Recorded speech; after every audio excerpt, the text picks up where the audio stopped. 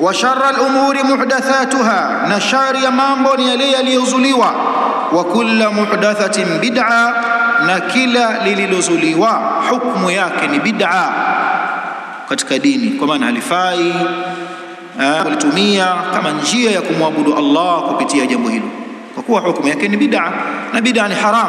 Bid'a ni haram, na anayefanya bid'a atakwenda kuadhibiwa. Kwa nini? Kwa kuwa amemkhalifu Mtume sallallahu alaihi wasallam.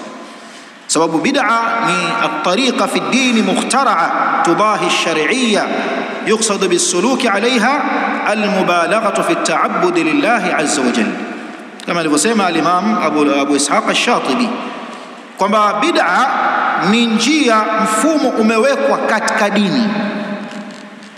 At-tariqa fi ad-din, njia imewekwa kwenye dini, mukhtara'a, imebuniwa, watu wamebuni, haina tariqa hiyo mfano wa tangu.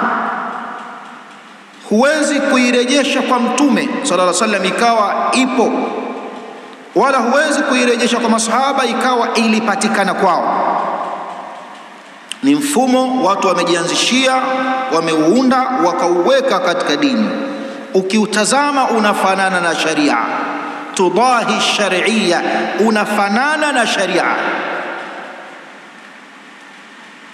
Iza kwa kuna adhkari fulani husomwa, kuna nyiradi fulani husomwa, kuna aya huwekwa hapo, kuna hadithi watu wakahimizwa, lakini tariqa wameiweka katika dini, sio katika mambo yao ya ada na desturi, katika dini, kwa maana wanataraji malipo na thawabu.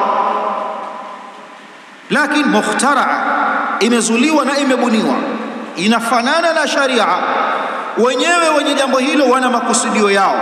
Ni yapi? Al-mubalaghatu fi at-ta'abbud, kuchupa mipaka, kuzidi, kujiongezea mambo mengine katika kujiabudisha kwa Allah subhanahu wa ta'ala.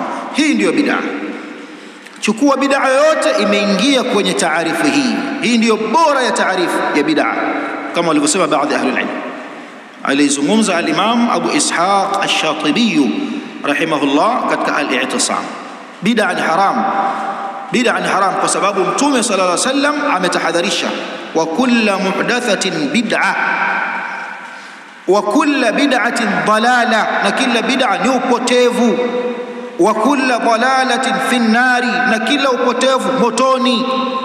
Atakayeleta upotevu huo, kwa nini ataadhibiwa motoni? Kwa kuwa amemkhalifu Mtume sallallahu alaihi wasallam. Na Allah alishatahadharisha katika Qur'an, falyahdhari alladhina yukhalifuna an amrihi an tusibahum fitnatun au yusibahum adhabun alim. Wakae chonjo, kwa maana watahadhari wale ambao wanakwenda kinyume na maelekezo ya Mtume sallallahu alaihi wasallam, wasije wakapatwa na fitna, kwa maana ya kufru au zandaqa au nifaq, unafiki au azzaigh, au yusibahum adhabun alim, au wasije wakapatwa na adhabu kali zenye kuumiza duniani na akhira, natija ya kwenda kwa kinyume na Mtume sallallahu alayhi wasallam.